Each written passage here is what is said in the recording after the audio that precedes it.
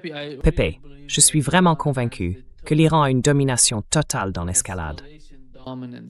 Yes, I completely agree. I completely agree. Oui, je suis tout à fait d'accord. Oui, complètement d'accord. Le titre de mon article, publié il y a, je crois, quelques heures en Russie, c'est Escalation Blues.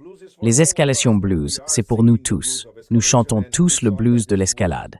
Et on pensait que, non, maintenant c'est inévitable. Mais la différence, c'est que l'échelle de l'escalade, cette fois, elle est contrôlée par l'Iran, pas par les Américains. Et l'Iran n'a même pas encore commencé à vraiment intensifier ses réponses. Les Américains n'ont donc pas encore vu jusqu'où l'Iran peut aller. Ah oui? Vous prévoyez de détruire à nouveau nos infrastructures civiles? Attendez un peu.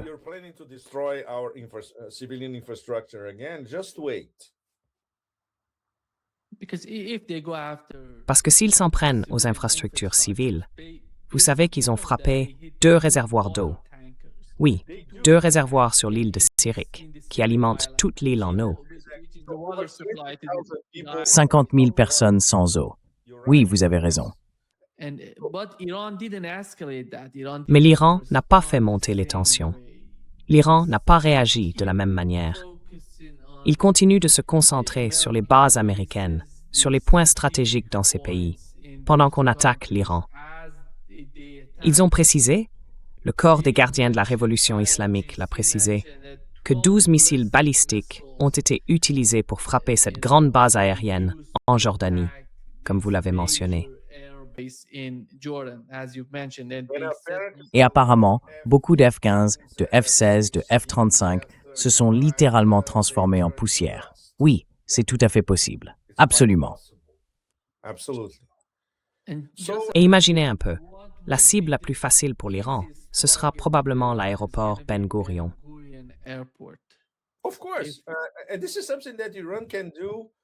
Bien sûr. Et c'est quelque chose que l'Iran peut faire avec ses missiles hypersoniques. Ils peuvent complètement raser l'aéroport Ben Gurion s'ils le veulent. Absolument. Absolument. Et cette gare, il n'y a qu'une grande gare qui relie les lignes principales en Israël, ils peuvent la détruire aussi. Même chose. Je pense qu'ils la gardent pour le bon moment parce qu'ils savent que si l'escalade continue, ce n'est que le début. Et ce serait le baiser de la mort pour l'alliance entre Israël et les États-Unis. Ils attendent le bon moment. Absolument. Absolument. Mais pour revenir à la possibilité d'un quelconque accord diplomatique entre les États-Unis et l'Iran, eh bien, elle a disparu. Malheureusement, après tous ces efforts, on est retombé à moins que 0.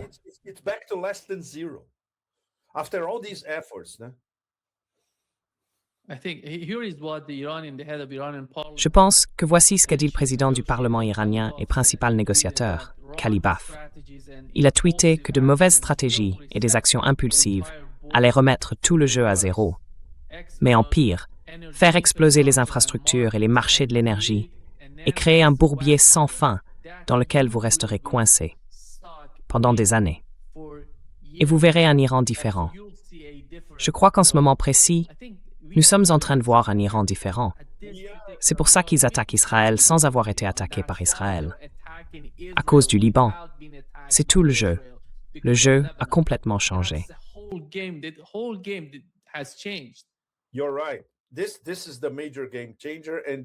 Tu as raison. C'est vraiment le grand tournant. Et c'est la preuve que tout ça fait partie d'un processus de l'axe de la résistance. Ce n'est pas seulement l'Iran. Le fait que cette interconnexion maritime qui relie Bab el-Mandeb au golfe Persique soit exactement la même chose montre bien qu'il s'agit d'un axe de résistance unifié, désormais en lutte contre les États-Unis et Israël. Il n'y a plus de division. Bon, à l'intérieur, il peut y avoir une répartition des tâches, qui attaque quoi, comment, etc. Mais le concept global de résistance unifiée, lui, est maintenant appliqué. Il est devenu réalité. Et encore une fois, peut-être qu'ils ont accéléré ce processus à cause de la rhétorique belliciste des États-Unis et d'Israël. De toute évidence, ils savent que c'est inévitable.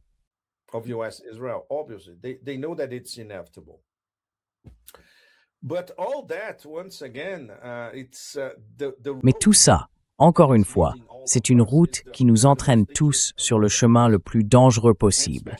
Et surtout, quand on a un président des États-Unis complètement déséquilibré, qui envisage toutes sortes d'absurdités, y compris des allusions à une attaque nucléaire. Enfin, il a déjà essayé.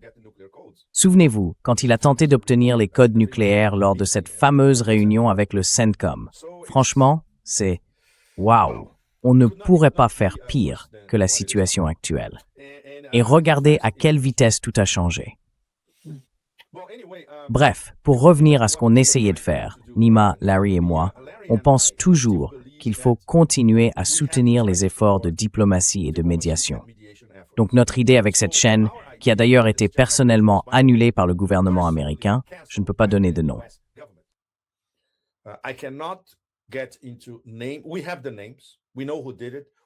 Nous avons les noms. Nous savons qui a fait ça. Nous savons qui a donné l'ordre à Google de couper cette chaîne. Évidemment, on ne peut pas le dire, mais on sait très bien comment ça fonctionne. Et nos interlocuteurs le savent aussi. Ils savent tout. Comment ça marche. Alors, on a créé une nouvelle chaîne. Donc, j'appelle tous ceux qui suivent Nima et moi, allez sur Transition Protocol. C'est une nouvelle chaîne sur YouTube, toute petite pour l'instant. Cette semaine, on a déjà fait 3 émissions. Larry a fait la première lundi, moi j'ai fait la deuxième mardi, et hier, mercredi, on était ensemble sur la même émission. Et il y a plein de pépites. Si vous la regardez, c'est pas très long, 40 à 50 minutes pour celle d'hier. Vous allez trouver des pépites un peu partout. Et c'est de l'info brute, directe de la source.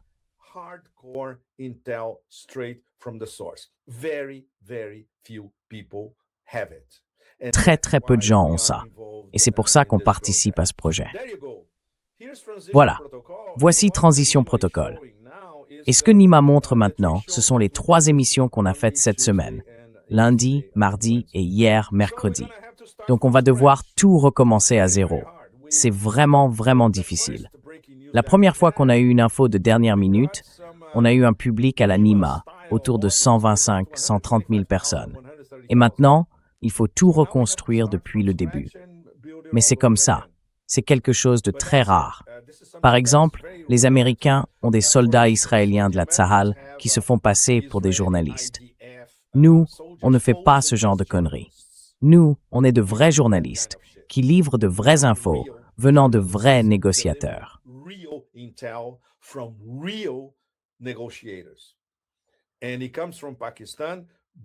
Et lui, il vient du Pakistan. Mais est-ce que le Pakistan parle à l'Iran? Et puis en arrière-plan, on a le Pakistan qui discute avec l'Arabie Saoudite. Ensuite, il y a les informations qui viennent de Turquie. Après, on a des éléments qu'on peut confirmer avec nos propres sources. Larry peut vérifier depuis les États-Unis, moi je peux confirmer avec la Russie et la Chine, et on peut aussi poser des questions à nos amis et contacts iraniens. Voilà, c'est ça. Cette petite chaîne, elle parle de vrais renseignements, avec tous les acteurs impliqués. Et bien sûr, l'objectif principal, c'est d'essayer de mettre fin à cette guerre sans fin avant qu'elle ne devienne totalement incontrôlable. Et c'est bien ça le problème, Nima. Cette semaine, on est en train d'aller droit vers une situation complètement hors de contrôle. Personne ne veut ça. Sauf, évidemment, les suspects habituels, n'est-ce pas?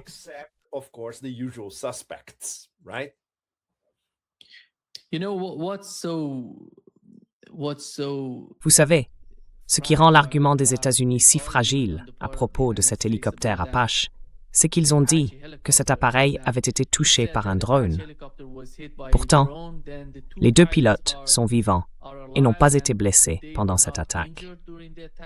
Mais avant d'en arriver là, pour comprendre la véritable raison qui a poussé les États-Unis à attaquer l'Iran, il faut revenir à ce qui s'est passé avant l'attaque contre l'hélicoptère Apache.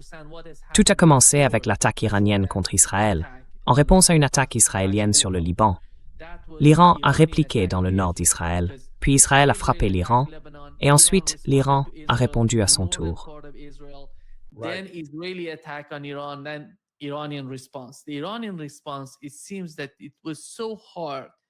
La riposte iranienne, apparemment, a été très dure. Les Israéliens ont dit avoir intercepté tous les missiles que l'Iran avait tirés sur Israël. Mais un peu plus tard, on a vu des images montrant que l'Iran avait frappé la base aérienne de Ramat David en Israël. Oui, Et voici une nouvelle image satellite, une image de très haute qualité. On y voit clairement comment l'Iran a touché ce bâtiment. À gauche, c'est avant l'attaque, et à droite, c'est après. On voit bien qu'ils ont pratiquement détruit le bâtiment dans cette zone. Tout à fait. Et je pense que si les États-Unis ont décidé de lancer cette attaque, c'est parce qu'Israël n'était pas en mesure de frapper l'Iran et de mener l'opération qu'ils avaient en tête pour obtenir une sorte de réponse équivalente.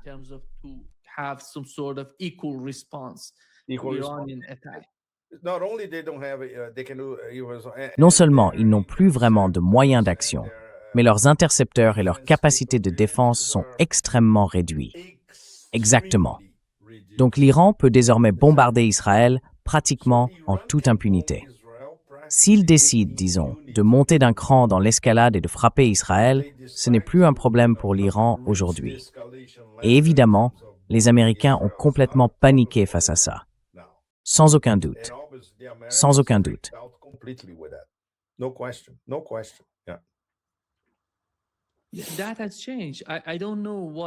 Ça a changé. Je ne sais pas ce que Donald Trump peut faire pour Israël, parce qu'ils étaient déjà dans la région. Ils avaient tout sur place quand l'Iran a attaqué Israël. Et comme l'ont rapporté les médias israéliens, les États-Unis ont essayé d'intercepter ces missiles, mais ils n'y sont pas parvenus. C'est la réalité. Leurs capacités de défense ont été réduites de façon drastique. C'est le problème auquel les États-Unis font face en ce moment. Je ne sais pas si ces offensives vont aider l'administration Trump ou la position israélienne, mais ça n'arrivera pas.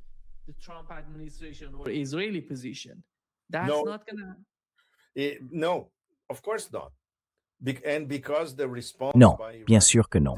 Et à cause de la réaction de l'Iran, on n'a vu que le début de la réponse iranienne. Quand on aura, je dirais, une réponse coordonnée de l'Iran, qui inclura Israël et pas seulement la Jordanie, désormais considérée comme une cible légitime, avec de nouvelles attaques sur toutes ses bases, des frappes contre la 5e flotte, ce qu'il en reste, encore la 5e flotte, mais aussi contre Israël dans son ensemble. Waouh! Mais est-ce que ce sera suffisant pour faire entrer un peu de bon sens dans le cerveau de 4 ans de l'empereur de la barbarie? On sait bien que non, Nima, malheureusement. Par exemple, j'en parle souvent avec Larry. Larry pense qu'il y a moins que 0 chance d'un accord diplomatique. Moi, je pense qu'il y a exactement 0. C'est tout à fait vrai. Si on demande à notre ami Alastair Crooke, Alastair écrit et analyse depuis un moment qu'un accord diplomatique est pratiquement impossible. Alors, qu'est-ce qu'il reste après tous ces efforts des Pakistanais? Bien sûr, on reçoit maintenant des nouvelles des médiateurs pakistanais tous les jours.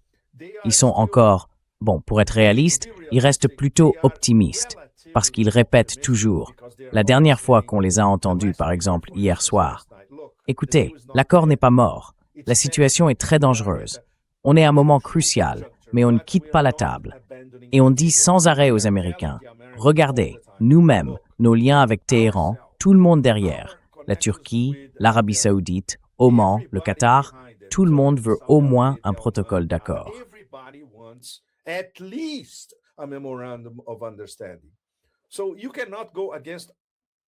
Tu ne peux pas aller contre tout le monde.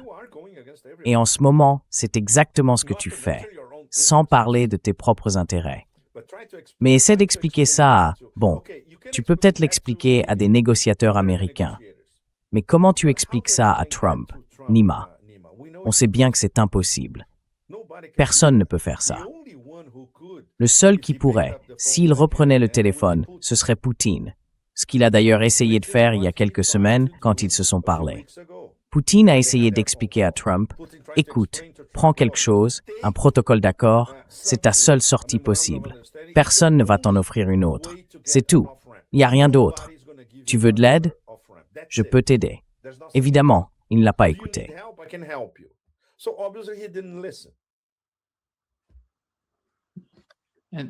Et aujourd'hui, ceux-ci a resté que selon Vladimir Poutine, la seule solution serait de négocier et de se parler.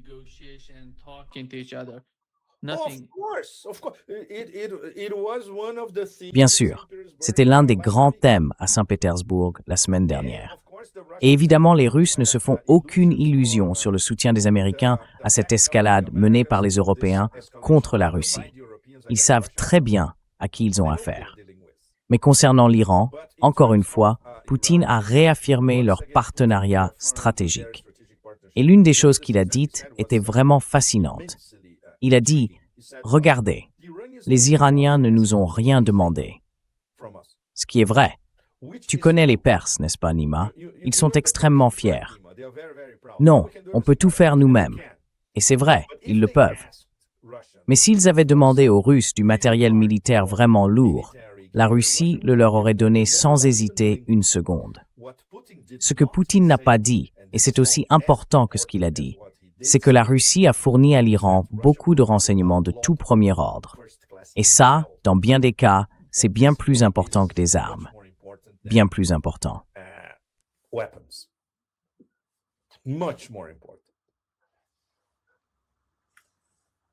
Mais on a constaté une nette amélioration du système de défense aérienne de l'Iran. Ah oui, et ça c'est l'aide très très discrète de la Russie et de la Chine en arrière-plan. Bien sûr, bien sûr.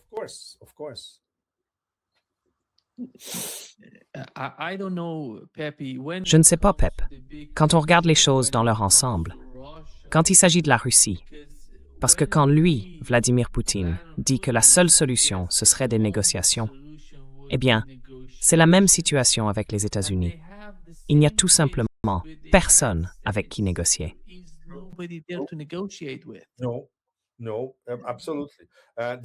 Non, absolument.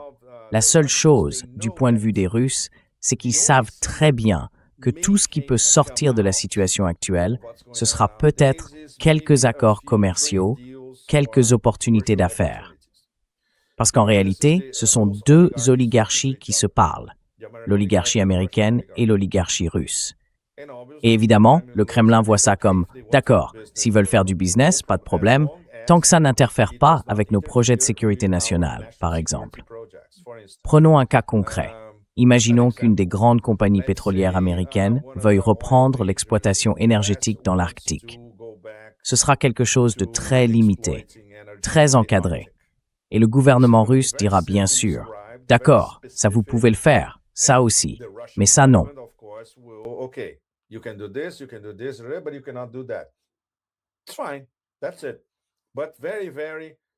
C'est bien, voilà.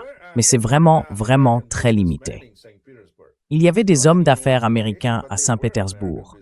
Pas une énorme délégation, mais quelques Américains venus explorer des opportunités économiques. En revanche, sur le plan diplomatique, entre gouvernements, il n'y a eu aucun progrès et ils ne se font aucune illusion là-dessus.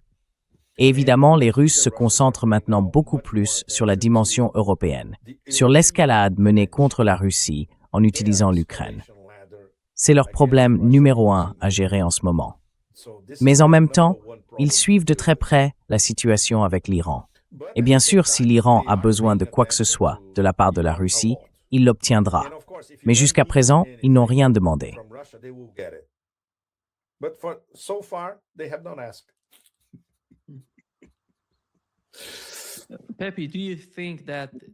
Pepe, tu penses que les États-Unis envisagent encore d'envahir certaines de ces îles? Parce qu'aujourd'hui, Donald Trump a dit que l'île de Hark, on voulait l'envahir. Il a même ajouté que ça faisait partie de l'opération de ce soir, qu'on voulait l'envahir. Mais enfin, si on compte envahir une île, on n'en parle pas publiquement.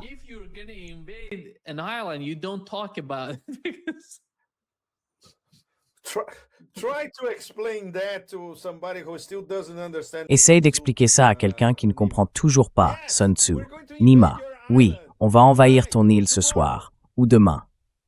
À quel point ça peut être stupide, franchement. Voilà. Mais c'est avec ce genre de gens qu'on doit composer. Ces gens-là ne sont pas très futés. Ils sont dangereux, mais pas très intelligents.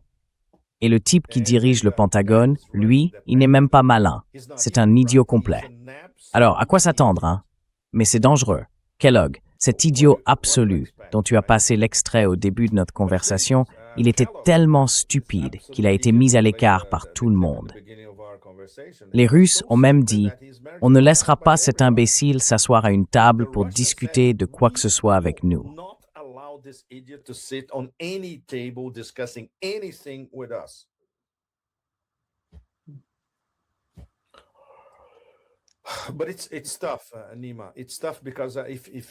Mais c'est difficile, Nima.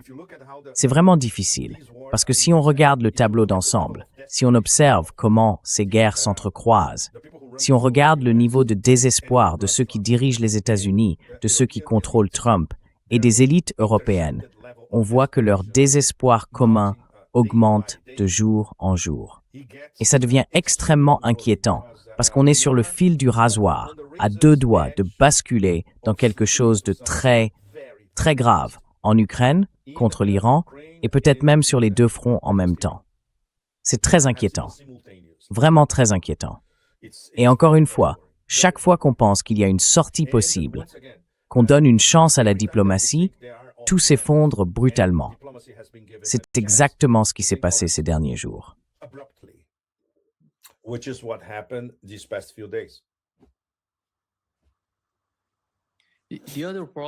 L'autre problème, Pépé, c'est entre Israël et le Liban. On dirait que l'invasion du Liban devient un vrai casse-tête pour Israël.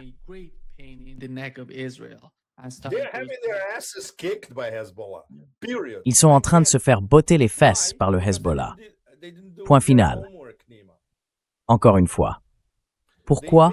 Parce qu'ils n'ont pas fait leur devoir, Nima.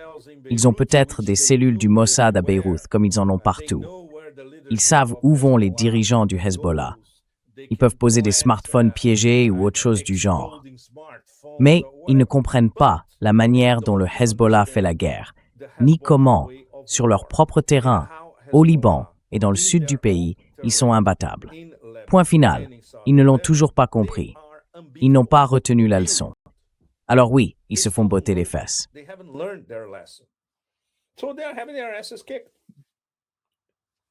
Even with Hezbollah still under reconstruction, like we saw by ourselves last year, when I was talking to Hezbollah politicians, very well-educated people, where they say, look, it's a long,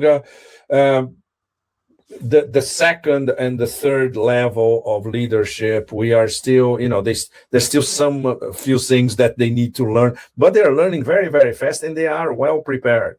So when we are back, we're going to be back in full force. This was 1 year ago. C'était il y a 1 an, Nima. Aujourd'hui, on voit bien qu'ils sont revenus en pleine force, avec cette nouvelle direction à la tête de la résistance. C'est quelque chose que les Israéliens sont incapables de comprendre. Et tout commence par la manière dont ils traitent les Arabes en général, comme des êtres inférieurs. Tout part de là. C'est ce mélange d'arrogance et d'ignorance, typique des puissances qui se prétendent hégémoniques. Self-described hegemonic powers. So they will never learn their lessons. Donc ils apprendront jamais la leçon. Voilà. La solution israélienne pour le Liban, c'est qu'ils ne pourront pas vaincre le Hezbollah dans le sud du pays. Alors que peuvent-ils faire d'autre? Ils ont voulu attaquer Beyrouth, raser tout le sud de la ville. Pourquoi faire? Est-ce que ça va changer quelque chose? Non, pas du tout. C'est à ce moment-là que l'Iran est entré en jeu. Ils ont dit, vous ne pouvez pas attaquer. Nous allons faire la même chose dans le nord d'Israël. Absolument, parce que l'Iran a très bien compris que le plan, c'est de transformer Daïeh en une nouvelle Gaza. Non, c'est clair. Là, on dépasse une ligne rouge. Et c'est vraiment, vraiment important. Ils vont tougement faire. Et c'est une population chiite, Nima. Tu vois, c'est un peu comme si tu essayais de faire ça avec l'Iran. C'est la même chose. Exactement la même chose, Zach.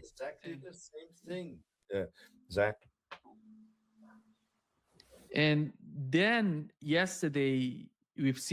puis hier, on a vu 2 vidéos du président israélien et du premier ministre israélien qui s'adressaient au peuple libanais et au gouvernement, au président du Liban. Le président d'Israël a dit qu'il avait regardé votre interview sur CNN parce que Joseph Aoun avait été interviewé par Christiane Amanpour. En gros, il expliquait comment l'Iran utilise le Hezbollah ou même le Liban comme monnaie d'échange dans les négociations en cours.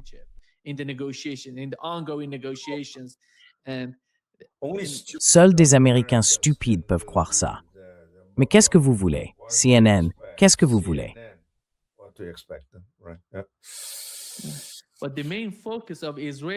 Mais l'attention principale des Israéliens est ailleurs.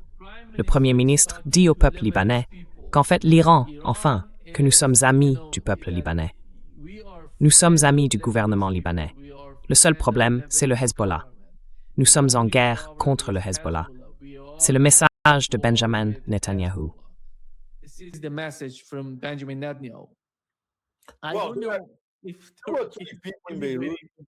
Deux ou trois personnes à Beyrouth croient à ça. Ceux qui vont dans ces centres commerciaux tape à l'œil, à la Hariri, près de la Corniche, et qui rêvent d'être à Paris ou à Rome, eux, peut-être qu'ils y croient. Mais c'est une minorité de la population. La grande majorité des habitants de Beyrouth savent très bien que tout ça, c'est du grand n'importe quoi. Et la classe ouvrière, c'est fascinant. Par exemple, l'an dernier, quand j'étais là-bas, je parlais tout le temps avec les travailleurs, dès que j'en avais l'occasion. Et c'est unanime, le Hezbollah nous défend. Parfois, ils ne peuvent pas le dire ouvertement, parce que leur patron est un occidentalisé un peu idiot, complètement formaté par les Américains et les Israéliens.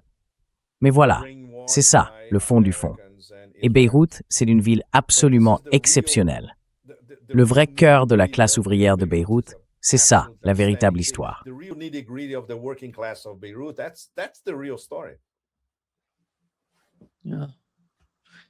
Oui, je pense que tout le concept de cette guerre en Asie de l'Ouest est vraiment complexe. Avec le temps, on se rend compte qu'à l'origine, tout tournait autour du programme nucléaire iranien. Et pourtant, jusqu'à présent, rien sur ce programme nucléaire n'a vraiment été abordé.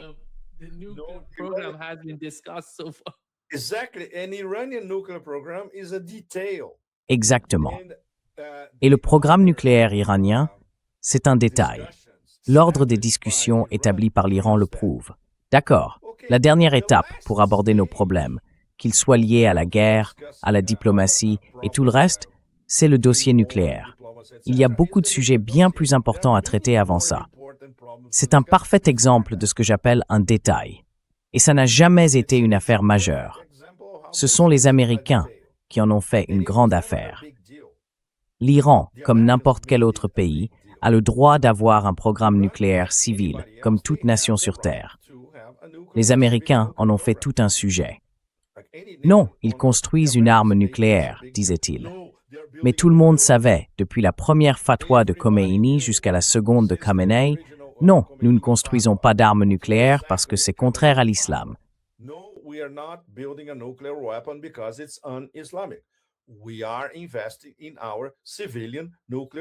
Nous investissons dans notre programme nucléaire civil. Et ça, des inspecteurs impartiaux, de vrais inspecteurs, pas des espions du Mossad, bon sang, qui sont allés en Iran, l'ont toujours confirmé. Ce sont les Américains qui en ont fait un problème. Donc, quand les Américains fabriquent un sujet, ça devient le problème.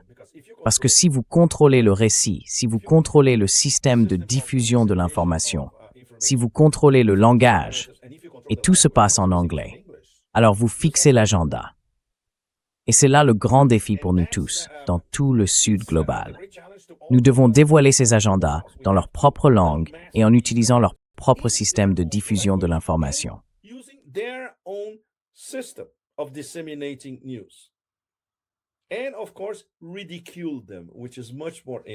Et bien sûr, les ridiculiser, c'est bien plus intéressant. On peut les démasquer, oui, mais le vrai plaisir, c'est de les tourner en ridicule et de montrer à l'ensemble du Sud global à quel point ils sont stupides et médiocres. Et dangereux, toujours évidemment. Mais tu vois, les mettre à nu, en plein milieu de la place publique. Ils sont nus là, au centre de la place publique, et cette place, c'est la planète entière. D'ailleurs, tout ça se passe juste avant le début de la Coupe du Monde, Nima. La plupart du Sud global voient les États-Unis sous l'empereur de la barbarie pour ce qu'ils sont, un pays raciste et répugnant.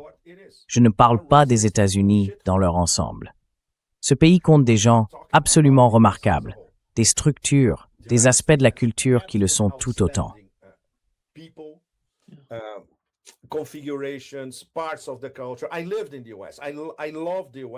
J'ai vécu aux États-Unis. J'aime ce pays depuis que je suis enfant. Je le comprends très bien. Je connais les États-Unis mieux que le pays où je suis né. Mais là, je parle des positions de pouvoir, des systèmes de pouvoir et de la configuration particulière de cette administration. Et franchement, c'est l'une des choses les plus méprisables de l'histoire politique moderne. Ce sont ces gens-là qui dirigent les États-Unis et ils essayent de transformer le pays en un endroit raciste et répugnant. La meilleure démonstration, ces derniers jours, c'est la façon dont ils traitent certains responsables politiques, des visiteurs venus du Sud global pour assister à l'événement sportif le plus important de la planète. Le Sénégal, l'Ouzbékistan, l'arbitre somalien, c'est honteux, plus que honteux.